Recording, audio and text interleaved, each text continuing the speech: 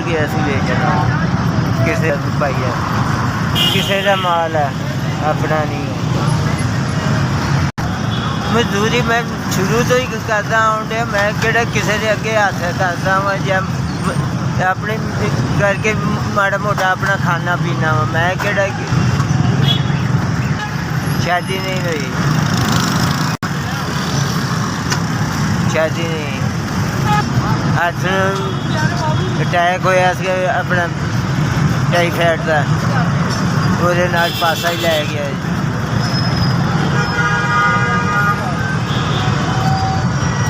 ਤੁਰ ਫਿਰ ਸਕਦਾ ਵਾਂ ਪਰ ਥੱਲੇ ਬਹਿ ਨਹੀਂ ਸਕਦਾ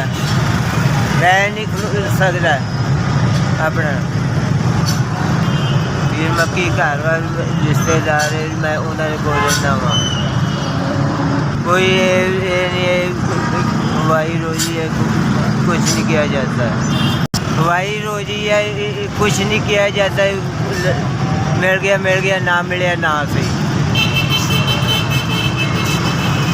है मैं लेगा है मेरा नंबर है